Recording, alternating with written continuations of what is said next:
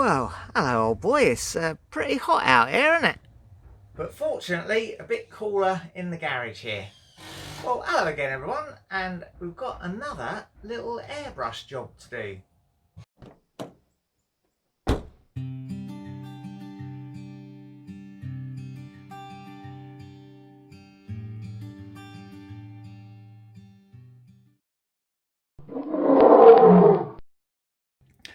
Well, young Mia has asked me if I can paint on her water bottle.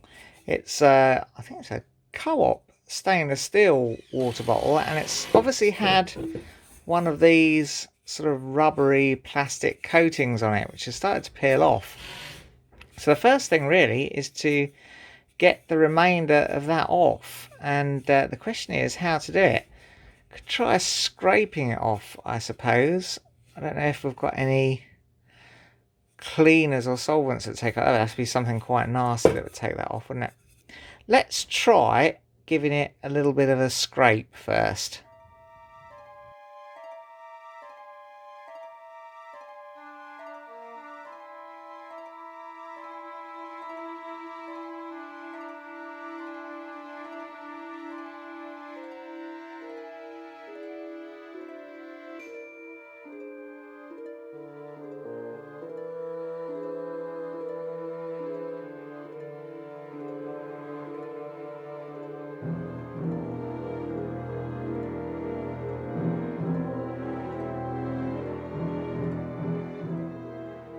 Well, it's a few days later, I'm back out in the garage, and the old evenings are drawing in, aren't they? It's only about 7:20, look, and it's nearly dark out there already. Anyhow, this bottle is rubbed down now to the bare metal.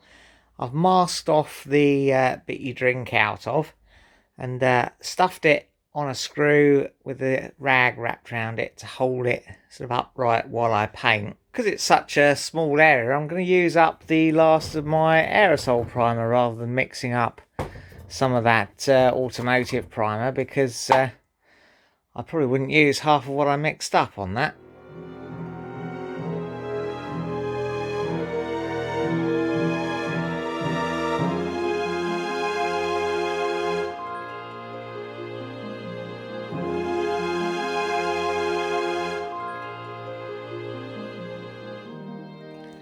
Right, well, there we go. That's it primed. It's going to have to have 24 hours or so to harden up. So, yeah, no more progress on that until another day. Right, well, it's a few days later, and that primer has had a good chance to harden up. So now it's time to put some base coat on. I'm going to use the same white base coat that I used on the Citroen bonnet, because I've got plenty of it left.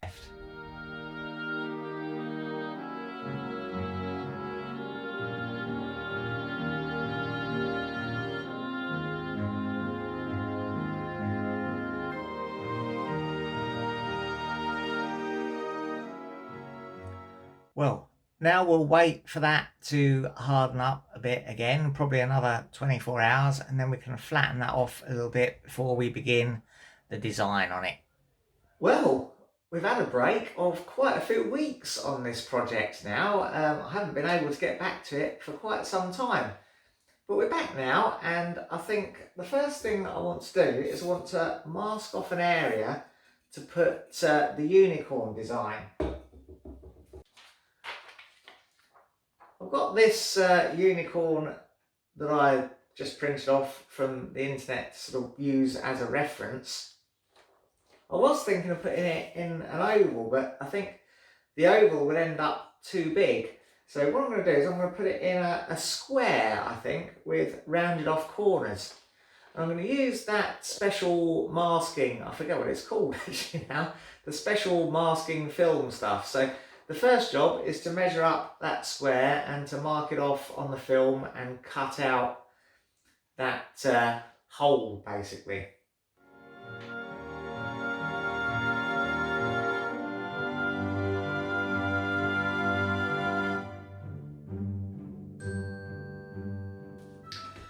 Okay, well that didn't really work very well. This film is supposed to coat with curved surfaces, but this surface, it seems, was too curved for it. It would have looked weird, I think. You can see this bottle tapers off quite early, so I'm going to have to do something slightly different. I think what I might do is just paint the unicorn straight onto the bottle and then work out what to do with the rest afterwards.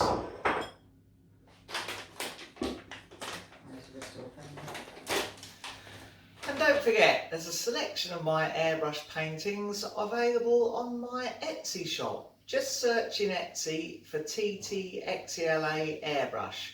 I'll put a link in the description below. So what I'm going to try now is to transfer the basic outline of that unicorn's head onto the bottle with the graphite paper.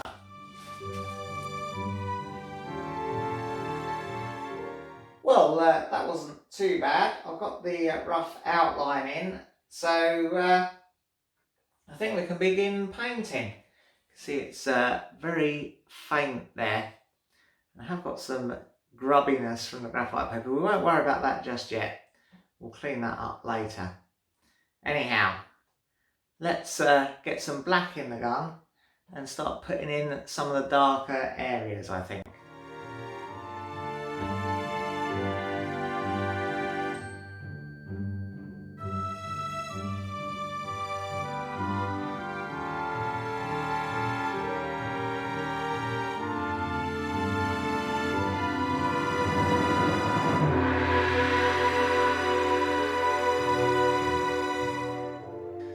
Right, now I'm going to mix up a reddish brownish colour and bring in some of these browny areas, I suppose.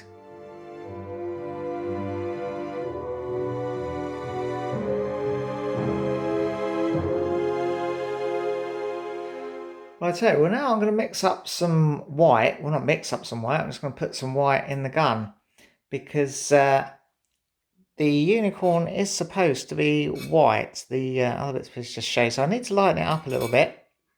As you can see, this background colour is quite greyish. The grey primer is still showing through that citron white paint. So let's put some white in and see if we can brighten the old girl up a bit.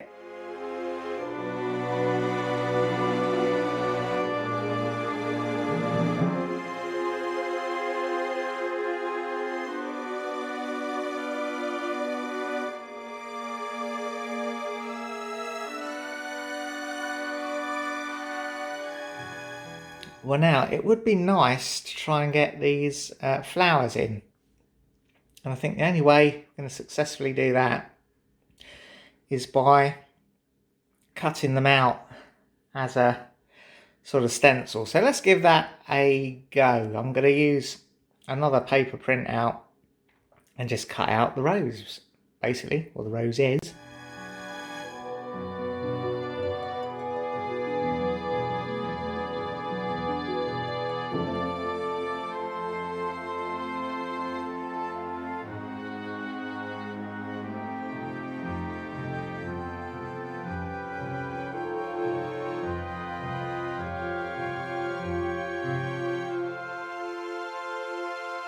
Right, well, because I'm going to be masking over my design here, I'm going to give it a quick flash over with some Intercoat Clear, I think.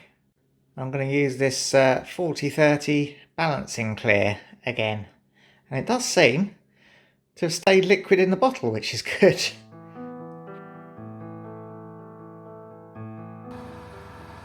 Well, while that Intercoat Clear dries, I'm just going to put a couple of reference things on this bit of mask because I want to be able to locate it on the bottle. So I think that'll do really. When the eye in the ear, that should locate it well enough. So I'm going to give that a few more minutes to dry, and then I'm going to put that on the bottle in the area of the roses, and then I'm going to mask up the rest so I don't get any overspray, and then I'm going to try and add in the detail of the roses, I guess.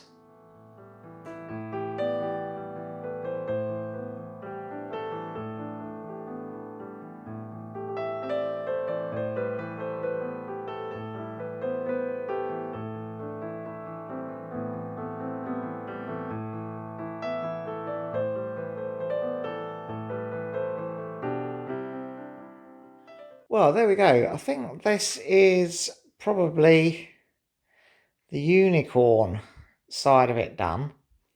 But the rest of the bottle is pretty plain. I was going to try and, as I say, put it in an oval and then do a sort of a pink flame design. But I think what I might do is just not put it in anything, just fade out.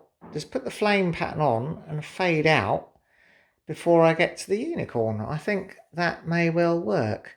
Let me mask it up with the fine line tape and stuff, and we'll see what we think.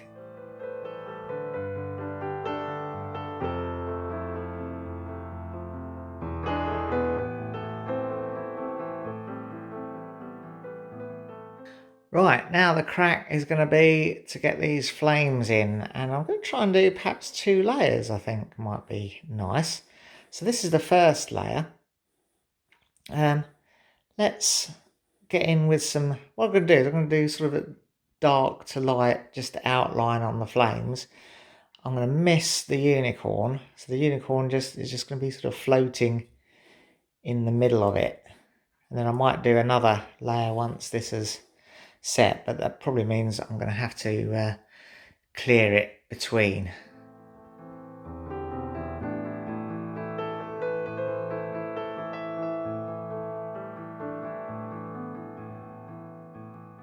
Right, well that's had a little chance to dry off a tiny bit, so let's take that masking off.